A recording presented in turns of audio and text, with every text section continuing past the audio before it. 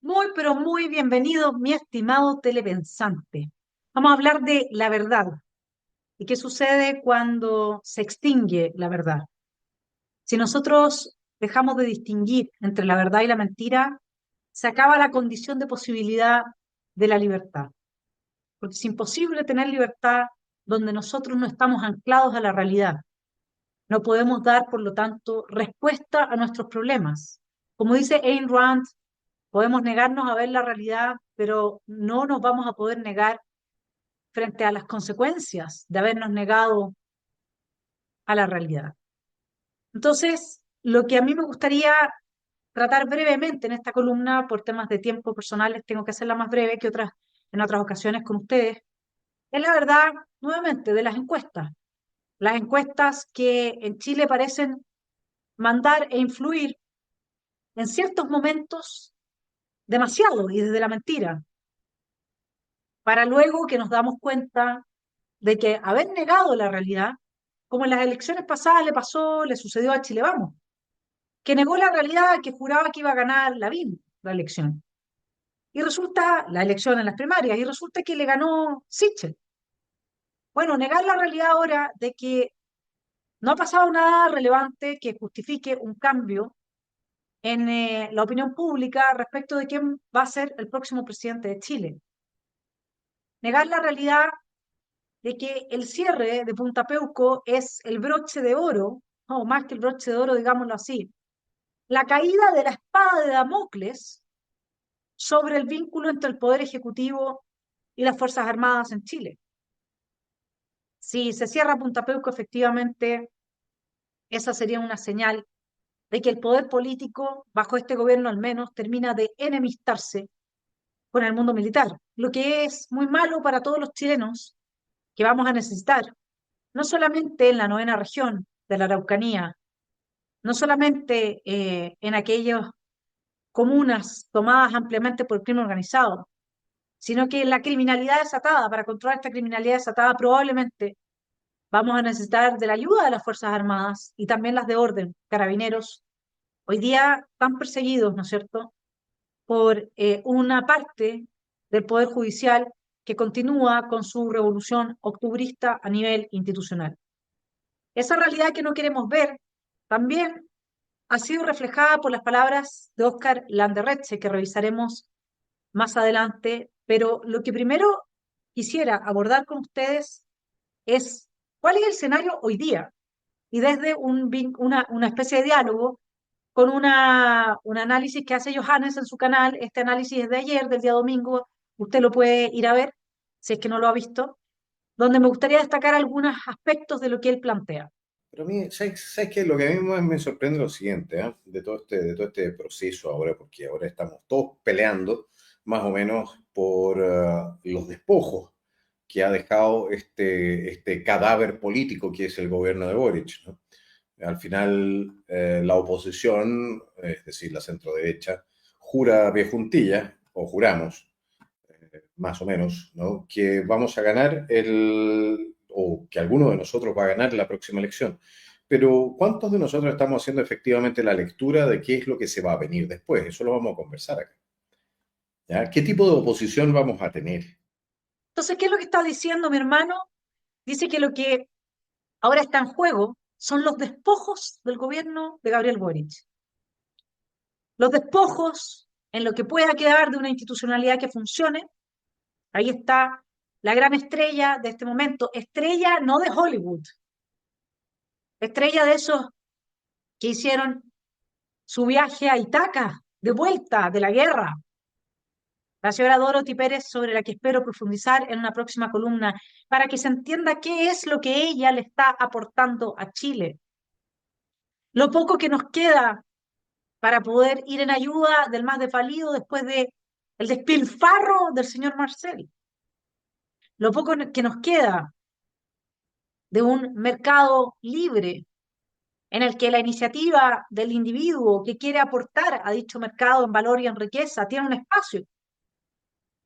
¿Por qué nos queda tampoco por la permisología, por la implementación de la Agenda 2030, a través de todo el tipo de leyes inspiradas en la ideología climática y en la ideología de género? Ahí tenemos la ley de violencia de género, la ley Karim, que contribuyen a destruir, a desmantelar el aparato productivo porque introducen la desconfianza en las relaciones entre las personas. Y lo que estamos viendo entonces es eso, es una pelea por despojos. Los militares le entregaron a este país, a una casta política, este país a una casta política, que en 30 años lo destruyó. Era una joya Chile cuando el gobierno militar lo entregó. Una joya. No, pero tuvieron que volver a destruirlo todo, ¿verdad? Cada uno desde su pequeñez miserable, yendo a juntarse a los almuerzos en la casa de Salaquet, ¿eh? Que el caso SQM, que el Penta, todas sus miserias. Hay que aprovechar de pasarle un mensaje a quienes legislan y que todavía son de esos pocos buenos. Avance en una legislación que permita el financiamiento privado, legal, a la política de manera sensata, porque realmente como está diseñado hoy día, están todos los incentivos puestos para que los corruptos se corrompan o para que los buenos pierdan, porque al final no se puede recibir un peso. ¿Sí? Y es súper difícil. Yo como concejal, cuando alguien me quería aportar, tenía que esperar que me abrieran la cuenta al CERVEL, que el Banco Estado, que entonces cuáles son los plazos, que cómo se justifica. Tiene que haber alguna manera en que uno pudiese empezar a recibir apoyo, los candidatos, que más o menos se sabe, con antelación a lo que sucede hoy en día, que está muy al justo con las campañas. Dice Johannes también, juramos que vamos a ganar, que alguno de derecha va a ganar, entendiendo que de Matei se puede decir que es de derecha. El tema con José Antonio no es que no sea de derecha, es que cuando lo apretan demasiado fuerte cede y tranza todo. Eso ya lo vimos en el segundo proceso constitucional y también, ¿no es cierto?, en el segundo debate presidencial. Yo le pregunto a los que quieren votar por José Antonio en las próximas elecciones, que los entiendo, porque él también tiene todo un capital político, etcétera, pero ¿en serio se van a tragar de nuevo un segundo debate presidencial como el que ya vivimos en las elecciones pasadas de 2021? ¿Esto es en serio? ¿De verdad van a votar por alguien que el mismo Chaguán, que no brilla por su inteligencia, afirma públicamente le cambiaron el programa? ¿Esto es en serio? Bueno, se los dejo ir rebotando, porque la verdad es que al final los pueblos tienen los gobernantes que se merecen también. Si el problema somos los que estamos permanentemente en contra de quienes transan sus principios o de quienes directamente son perversos y hacen el mal, y tenemos que pagar las habas de lo que hacen los otros, ¿no? Entonces, juramos que vamos a ganar, dice Johannes, pero no hay ninguna certeza de eso. Y dice además también que nadie se está preguntando qué es lo que viene después del triunfo. Acá los quiero dejar de nuevo con el análisis de nuestro candidato a la presidencia. En su momento. Pero para llegar a ese punto, y saber, bueno, quién va a enfrentar de qué manera qué cosa, ¿ya? ¿Por qué no vemos un poquitito, un poco esta encuesta? ¿Qué les parece? ¿Veamos? No, no, hoy es del año pasado, es de otro año. Esta es de la elección pasada, sí. Cada Jadwe, esto es del 28 de junio, es decir, en 20 días más, en 3 semanas más. Jadwe y Lavín lideran preferencias, pero Proboste ganaría en segunda vuelta. ¿Por qué no vemos un poquitito? Sí, aquí tenemos las cifras. ¿Quién iba dirigiendo entonces la cuestión? Daniel Jadwe con 23, Yasna Proboste con 21, Joaquín Lavín con 20. ¿Dónde estaba José Antonio Cast? 4%. ¿Quién ganó la primera vuelta? Me encanta Cadem. Me encanta Cadem. De hecho, Franco Parisi, que en la elección pasada sacó 11%, lo daban marcando 3. A José Antonio, que ganó la primera vuelta, lo daban marcando 4. Y a Joaquín Lavín lo daban como el único capaz de derrotar a Daniel Jadwe. ¿No es cierto? ¿No les parece, no les parece entonces que esto de la encuestitis que tiene nuestro país un poquitito, ¿no? Como que no tiene mucho sentido cuando uno lo ve ex post. Aquí vemos, por ejemplo, durante todo el año, durante todo el año de la última elección, que fue, que ya se me olvida, imagínense, así de distraído estoy. El 2021 exactamente. Durante todo ese año le habían dado a José Antonio entre 5 y 6 puntos. El máximo se lo habían dado en mayo con 8 puntos. Eso era la CADEM. Esa es la CADEM. Esa es la encuesta más creíble en Chile. La que más confianza inspira. Aquella según la cual todo el mundo tiene que andar saltando entonces supuestamente, ¿no? Porque es la verdad revelada. Me están tomando el pelo, ¿no es cierto? ¿Cómo terminó entonces este proceso? 6 meses después, José Antonio Cast estaba marcando 26 puntos, creo, 27 puntos y pasó a la segunda vuelta. Lavín había desaparecido. De hecho, ¿no? Le ganó en la primaria del gobernista, le ganó en su momento Sebastián Sichel, que aquí lo daban marcando 9. Eso es CADEM. Esa es la empresa, o como se le llamará, la encuesta, que hoy día marca la agenda política del país. Por suerte que existe Dorothy Pérez también. Pero eso es, digamos, lo que mueve los hilos de todos los comentarios políticos. Eso es lo que cambia los cauces de la llegada de plata a las candidaturas. Eso es lo que va creando una opinión pública. Cadem, que daba por ganador a Jadwe, después a Proboste, Lavín de la derecha, que ni siquiera mencionaba a Sichel, más que con un 9%. Eso es Cadem. Y a José Antonio, que fue el que pasó a segunda vuelta, le daba un 4, entre un 4 y un 6. Ya lo oyeron de Johannes. Lo estoy repitiendo porque nadie debiera de tomar en consideración a Cadem. Entendamos el problema que hay de fondo acá.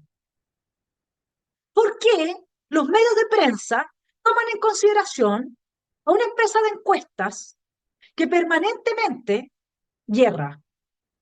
¿Usted iría a ver un médico que todos sus últimos pacientes se le han muerto?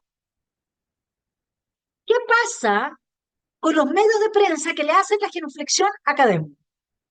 ¿Quién está detrás de Cadem? ¿Quién financia Cadem? Eso es lo que yo quiero saber. De nuevo, porque una cosa de mercado elemental, ¿no le parece a usted? Si esa encuesta permanentemente arroja resultados que están fuera de la realidad, es decir, que están equivocados o que literalmente son mentiras, ¿ah? Entonces, ¿por qué gente que se autopercibe seria, gran parte del periodismo nacional, querría citarlos como fuente si no valen como fuente? ¿Por qué? Esa es mi pregunta. Y luego preguntar a la gente que hoy día rasga vestidura, porque 6 meses antes de las elecciones, igual que en esa época, Cadem dice lo que dice respecto de Johannes y le pide que se baje. Pero es que si a Johannes no le pueden sacar más que lo que ya hicieron con sus bromas de mal gusto en su momento, ya lo han sacado tanto de eso que ya el costo está asumido.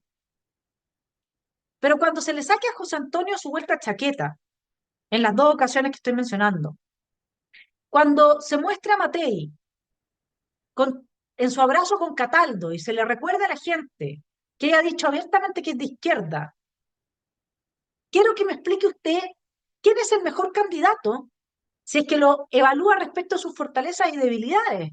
A Cadem, perdón, a Matei y a su equipo, el piñerismo, le hicieron un golpe de Estado.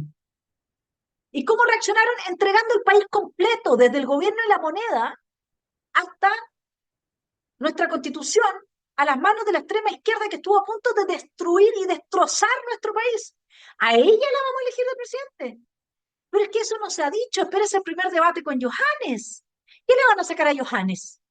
Por lo que ya no haya pagado el precio. Pero si a Matei nadie le ha pasado la cuenta, en términos de que ella quiere representar al piñerismo, porque todos sus gabinetes son puros piñeristas.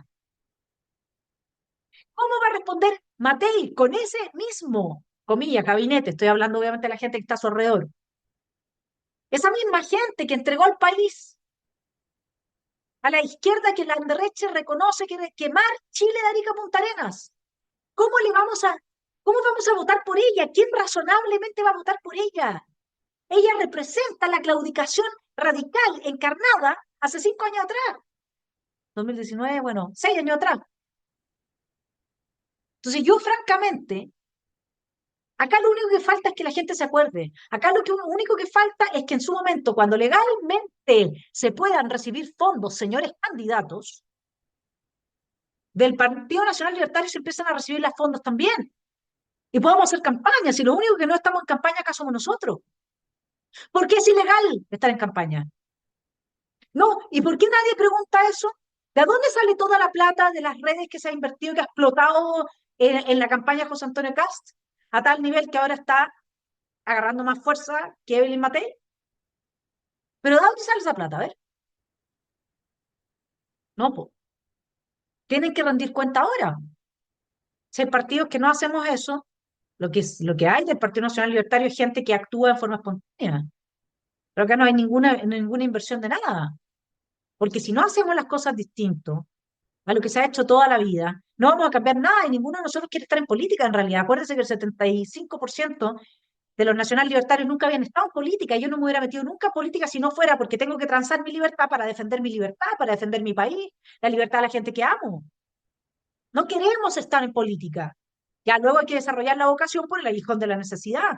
Es como el que, no sé, pues no quería trabajar y en definitiva quedó en la calle y tiene que alimentarse a sí mismo a sus hijos. No tengo idea. Y le tocó tener que ir a trabajar. Entonces, de verdad, yo quiero leerles un poco para que analicemos juntos. Acuérdense, por último, respecto a la academia, que para pasar a segunda vuelta, el 26% lo obtuvo José Antonio Cast, que nunca le dieron más de un 6%, entre un 4 y un 6. ¿Quién está detrás de eso, de esa mentira? ¿Quién? ¿Y ahora están diciendo la verdad? Eso quiero preguntar yo. ¿Mm? Claramente que no. Miren el artículo que salió en el diario La Tercera. Titular, Oscar Landerreche. Quiero ver si no convierten el país en un maldito infierno. Landerreche al Frente Amplio ante un posible gobierno de derecha. El economista abordó los cambios del gobierno. Me cuesta identificar el proyecto del Frente Amplio como uno socialdemócrata y creo que ellos mismos dirían que no, indicó. El economista académico de la FEN, Universidad de Chile, Oscar Landerreche, abordó su apoyo a la candidata del Partido por la Democracia, Carolina Toá, y también sus declaraciones sobre su condicionado respaldo al Pacto Unidad por Chile si ganaba otro candidato en las primarias oficialistas.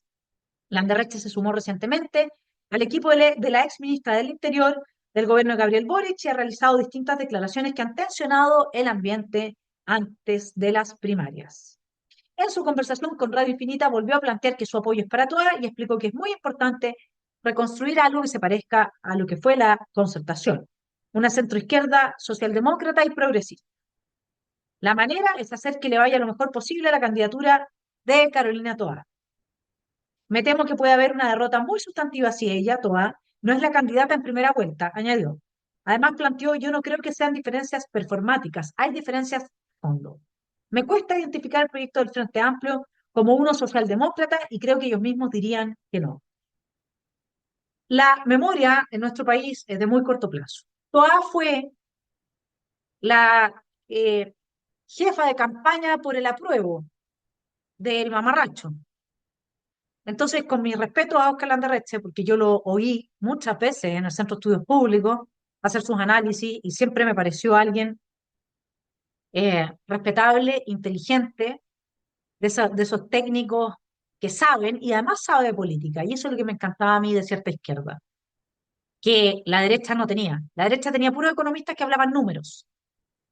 La izquierda de la concertación tenía economistas como Patricio Meller, Oscar Landerreche, eh, que sabían también de política.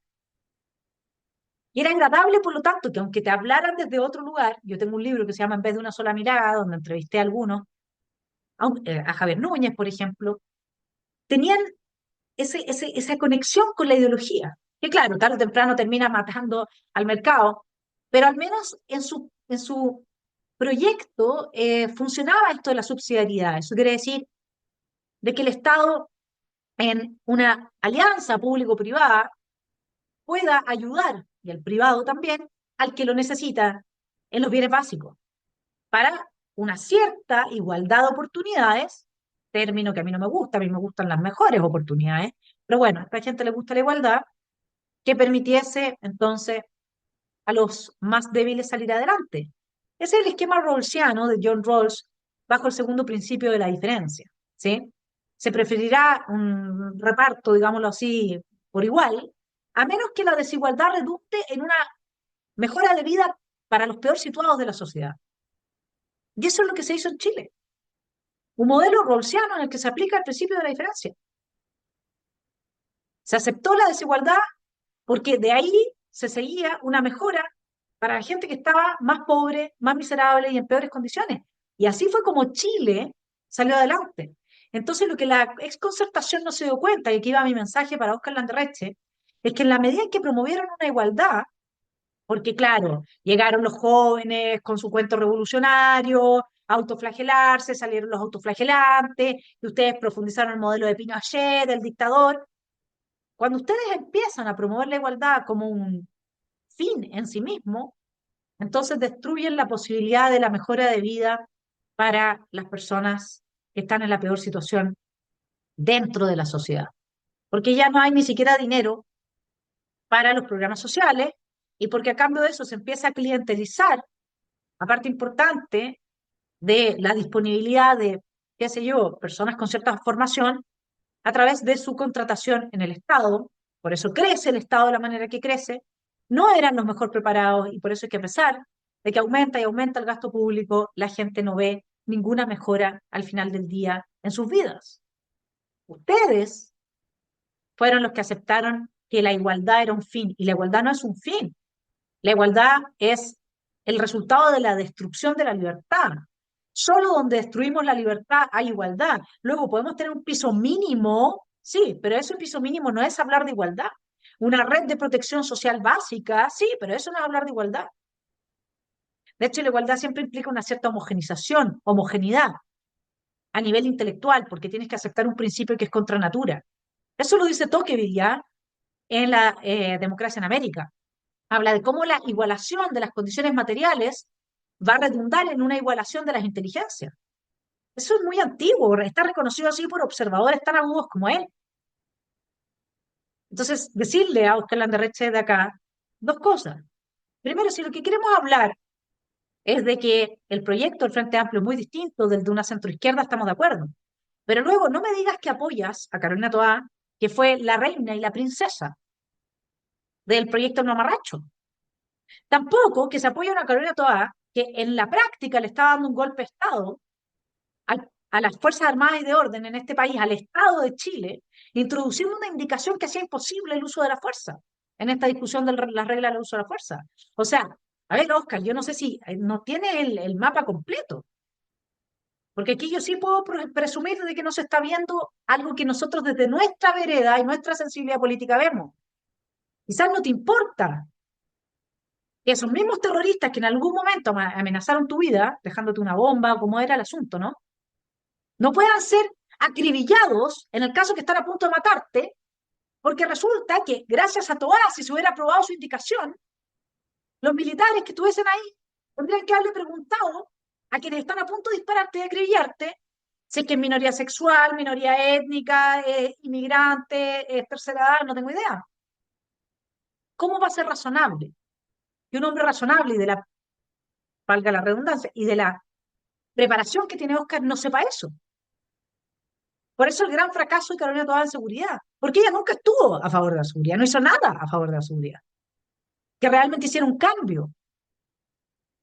Entonces tampoco me puede decir, como padre, que está de acuerdo con una candidata que promovió un manual de sexualidad donde a las niñitas, a los niñitos y a todos, no sé si sean todes, se les recomendaba el uso del semen para la humectación del cutis.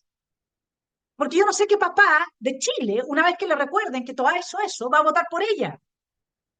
Todo hace mucho rato que se comió el pescado de la extrema izquierda perversa, pervertida, de construccionista, con todo lo que eso significa. Plurinacionalidad, ideología de género, permisología, criminalidad de estajo. Entonces, no entiendo el apoyo de Oscar Landorrecha a Toa, que es un símbolo, que no importa lo que ella haga, es como un símbolo icónico que no sufre procesos de corrupción.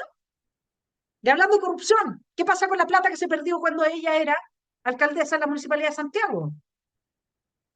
Entonces, ¿cómo me va a decir a mí que Toa es una buena candidata que representa a la ex Concertación, que es algo simbólico? O sea, haga lo que haga, igual sigue ahí. No, francamente no tiene sentido lo que me está diciendo Oscar si es que él lo que está haciendo es apoyar a una candidata de estas características. Y luego lo que sí le quiero decir es que él tiene el coraje, y siempre lo ha tenido, porque lo mismo pasó cuando él y Pacheco exigieron al Partido Socialista respuesta respecto de sus vínculos con el narco. Eso no se ve mucho en la izquierda. Y por eso yo tengo gran respeto, al menos a esa parte de la identidad de Oscar Landerreche, porque no solamente lo vi muchas veces en sus ponencias en el Centro de Estudios Públicos, sino que lo he visto y ahora lo vuelve a hacer, tener el coraje de desafiar a la extrema izquierda, y esta vez miren con qué lo hizo, con que nos van a volver, van a transformar el país en un maldito infierno.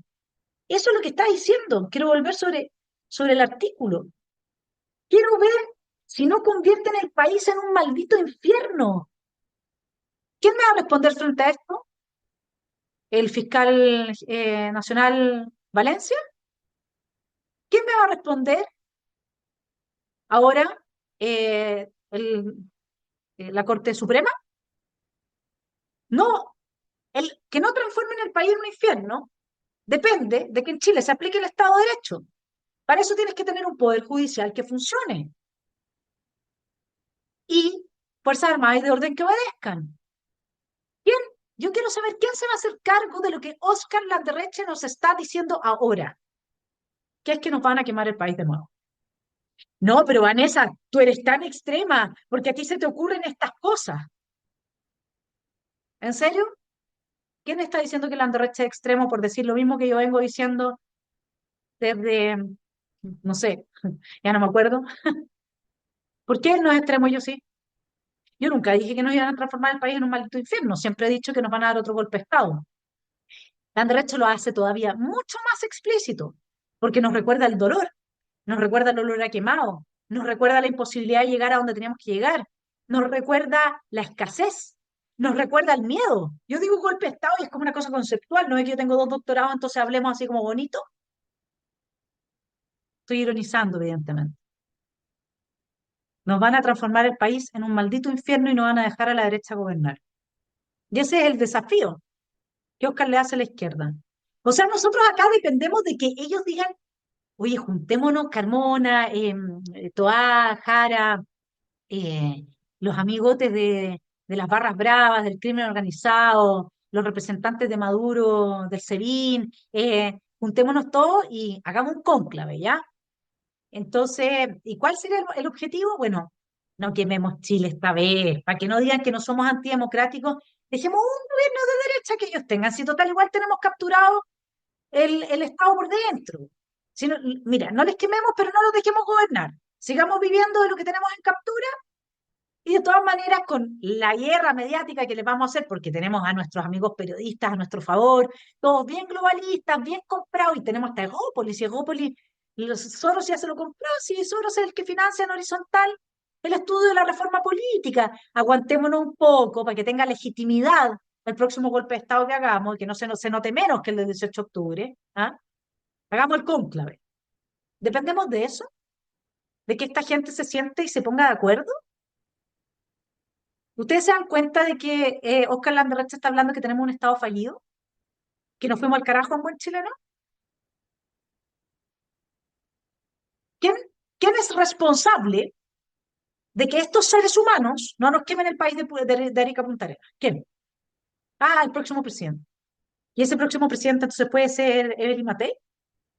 Probablemente por eso es que no, pues. Por eso es que, como dice Johannes, en el siguiente short que les tengo de su análisis, han cambiado los vientos y las mareas y parece que la élite se está convenciendo de que el mal menor es José Antonio Cast. Todo lo que tengo que decirle, todo lo que tengo que plantear. A la gente que anda entonces nerviosa, neurótica por el tema de las encuestas, digo, en primer lugar, uno, falta mucho tiempo. Dos, las encuestas aquí en Chile no son confiables. Absolutamente no son confiables. No son confiables cuando tú tienes diferencias de 5, 6, 8, 10 puntos entre las encuestas. No hay confianza. Y por lo demás, explíquenme una cosa, a ver, ahora en serio, ¿eh? Porque no es que todo Chile esté atento a la carrera presidencial, eso no es cierto, si todavía estamos muy lejos de la carrera presidencial. ¿Ok? ¿Qué cosas específicas han sucedido como para que cambien las intenciones de voto tan radicalmente como supuestamente ha sucedido? Me lo podrían mencionar? ¿Creen realmente de que el 100% de los chilenos o el 50% de los chilenos está, póngale el 50% de los chilenos, está realmente atento a lo que pasa con la carrera presidencial en este momento? Normalmente somos bastante menos los que nos interesamos en la política. Pónganle, tradicionalmente es como el 25%, el 20% que le interesa realmente la política. Pónganle que después de todo el desastre que ha dejado este gobierno, que el 1810, los procesos constitucionales y todo el tema, haya aumentado entonces la tasa de interés al 50, 60%. Ah, igual, no tiene sentido, ¿no es cierto? Que haya modificaciones tan brutales en el escenario. Ahora, una cosa sí me sorprende, y me sorprende de manera hasta cierto punto relativa, ¿ya? Aquí hay cambios en el eje de alianza y de respaldos. Tengo la impresión de que a Evelyn Matei le están cortando los respaldos y se lo están dando a José Antonio. Eso, lo dejo ahí nomás. Es como la impresión que le queda a uno así con los comunicados, con el tema de la prensa, las mismas encuestas. Tengo la impresión de que ahí puede haber habido un cambio más grande respecto de aquellos, de ciertos respaldos que hasta ahora estaban apoyando a Evelyn y que pueden haberse ido a otra parte. Supongo que no a apoyar a Toa, como en el caso del señor, ¿cómo se llama?, de Sutil. Bueno, mi estimado telepensante, ¿qué quiere que le diga? Los neuróticos de las encuestas. ¿En qué está Chile? Supuestamente cambió las intenciones de voto, a pesar de que Mochetti y Dorothy Pérez, que son hoy día los íconos más importantes mediáticamente de la cultura que se está desplegando en contra de la corrupción transversal que afecta a nuestro país, todo el discurso de Mochetti y todo lo que está haciendo Dorothy Pérez es la cristalización y la encarnación del discurso libertario. Libertario, el Estado lo más chico posible. No, pero resulta que la gente ahora quiere votar más en masa por los candidatos de izquierda, por un señor que en su momento quiso el Estado Social y Democrático de Derecho, ¿se acuerda? José Antonio decía que no había ningún problema, que tuviéramos derechos jurídicamente garantizados para el que los demandara en tribunales. Pero eso no fue antes de la elección de los consejeros constituyentes, eso fue después nomás. Es que cambió un poquito de opinión en el eje nomás. ¿Ah? Y juran que van a lograr con un candidato así ganar. Yo les digo, José Antonio o Jara y gana Jara. Se los digo al tiro. Porque tiene demasiado tejado de vidrio. Y porque además no cae bien, va a ser franco. Y hay una parte de la derecha dura que no va a votar por él. No va a votar. Que prefiere tener al enemigo en la moneda y saber que ahí está el enemigo. ¿Sí? Yo creo que realmente la última pregunta que tenemos que hacernos frente al análisis de Johannes es de dónde viene la plata que hoy día estamos, la inversión que hoy día estamos observando, se hace en las distintas campañas de los candidatos. Yo creo que hay que dejar de ser hipócritas y que esto no puede pasar de colado. Hablamos de que no, si no nos hacemos cargo de la verdad, perdemos la libertad. Eso es así. Entonces yo quisiera leerle algo de eso en un libro excelente de un amigo mío con el que estuve ahora en Mendoza, en un eh, excelente congreso de conservadores. El libro se titula La utopía de los huérfanos, sexo, política y religión en la cultura contemporánea, de Mariano Pérez Carrasco. Se lo recomiendo, yo lo empecé a leer ahora. Y quisiera entonces, un poco su atención, porque vale la pena, leerles qué es lo que él nos plantea respecto a la verdad. La idea de verdad había prácticamente desaparecido de la cultura contemporánea. Las sociedades modernas parecían encontrar su fundamento y su legitimidad en formas cada vez menos sutiles de la mentira. En el lenguaje público las palabras habían perdido su sentido. En ocasiones, de hecho, significaban lo contrario, como la ideología de género. Eso era evidente en el discurso de los actores que representaban el papel de políticos y que siempre en un mayor número eran reclutados de entre las filas de aquellos grupos, socialites, comediantes, cuya profesión consiste justamente en mentir, pero de ningún modo podía ser reducido a ellos. El fenómeno tiene profundas raíces filosóficas, el fenómeno de la pérdida de la verdad.